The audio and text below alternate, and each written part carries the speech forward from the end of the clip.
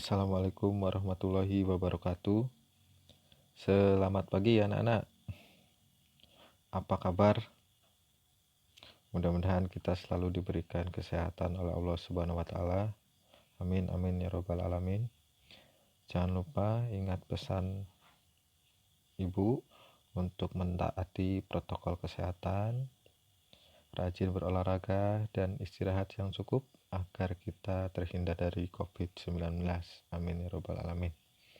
Sebelum kita memulai pembelajaran, marilah kita membaca doa agar pembelajaran kali ini bisa bermanfaat untuk kita semua. Berdoa dimulai. Baik, anak-anak jangan lupa mengisi daftar hadir ya, yang sudah Bapak share tadi di grup WA agar diisi. Nah, pembelajaran kali ini kita akan membahas tentang komunikasi bisnis. Nah, tujuan pembelajaran kali ini, yang pertama, siswa mampu menjelaskan pengertian komunikasi dan komunikasi bisnis secara cermat. Kemudian, siswa mampu menjelaskan tujuan komunikasi bisnis. Yang ketiga, siswa mampu menjelaskan unsur-unsur dan proses komunikasi dengan teliti. Dan yang keempat, siswa mampu menjelaskan jenis-jenis komunikasi dengan teliti. Yang terakhir, melakukan komunikasi bisnis dengan baik. Baik, yang pertama kita akan belajar tentang komunikasi. Apa sih komunikasi itu? Nah, komunikasi yang dimaksud adalah komunikasi berasal dari bahasa Latin, yaitu communicare, yang berarti memberitahukan. Istilah ini berkembang ke dalam bahasa Inggris menjadi communication, yang artinya proses pertukaran informasi, konsep, ide, atau perasaan antara dua orang ataupun lebih. Nah, itu. Kemudian, definisi komunikasi menurut bahasa Indonesia adalah pengertian dan penerimaan pesan atau berita antara dua orang atau lebih sehingga pesan yang dimaksud dapat dipahami oleh lawan bicara kita. Kemudian, kita membahas tentang komunikasi bisnis. Apa sih komunikasi bisnis itu?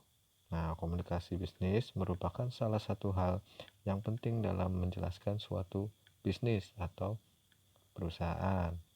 Komunikasi bisnis ini bisa diartikan sebagai suatu komunikasi yang dilakukan secara verbal ataupun non-verbal,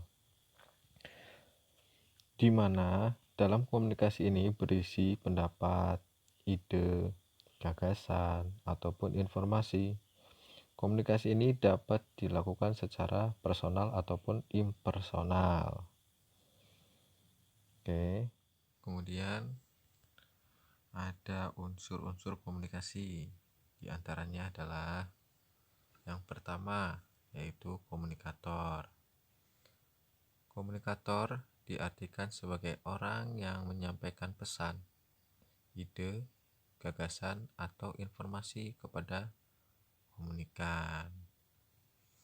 Nah, komunikannya berarti orang yang menerima pesan atau informasi dari pemberi pesan atau komunikator.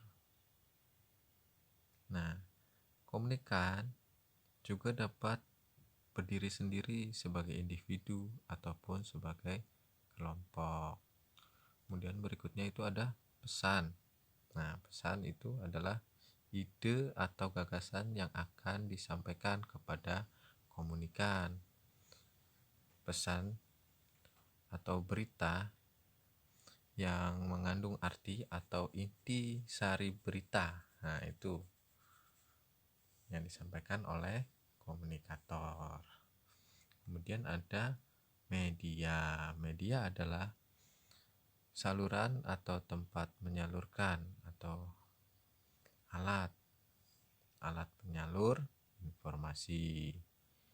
Kemudian di situ ada efek yang kelima itu ya.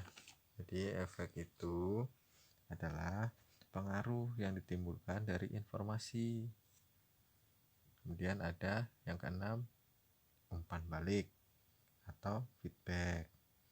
Umpan balik itu tanggapan yang diberikan oleh komunikan ketika ada pesan atau ide yang disampaikan oleh komunikator. Itu ya. Dan berikutnya ada jenis-jenis komunikasi. Jenis yang pertama itu adalah komunikasi verbal. Apa sih komunikasi verbal itu? Jadi komunikasi verbal itu komunikasi yang diungkapkan melalui lisan atau tulisan. Itu verbal. Kalau non verbal berarti dia menggunakan simbol atau gerak tubuh atau isyarat kalau non verbal. Kemudian di sini ada proses komunikasi. Nah, ini ada seorang bapak-bapak.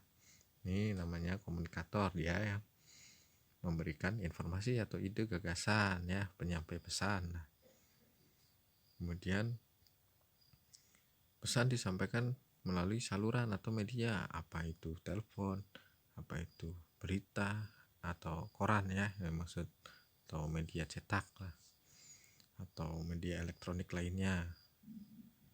Nah, kepada komunikan. Nah, ketika itu komunikan menerima nih pesannya. Nah, saya mengerti.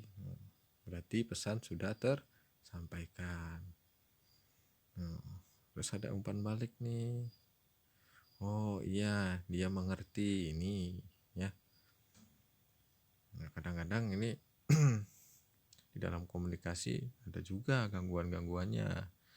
Ya, miskomunikasi, kalian juga sering ya mengalami miskomunikasi, apalagi menggunakan media elektronik atau handphone ya, WhatsApp, pesan gitu kan, kita pakai tulisan, kadang-kadang kita nggak tahu itu pertanyaan atau pernyataan. Contoh misalkan Dani nanyakan nih kepada Rena melalui pesan singkat atau WhatsApp lah ya, atau SMS.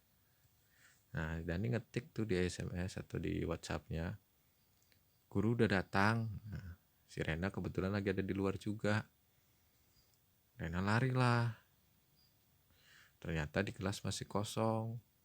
Padahal si Dani itu sedang menanyakan lagi apakah guru sudah datang. Cuman disangka si Rena gurunya sudah datang. Nah, ini miskomunikasi yang terjadi ya. Dia udah paham ya anak-anak ya. Nah, sekarang untuk meningkatkan kemampuan dan keterampilan kalian untuk berkomunikasi, kerjakan tugas individu pada modul LPKD yang sudah di-share di grup WA. Ya, silakan dikerjakan ya anak-anak. Baik, selamat mengerjakan.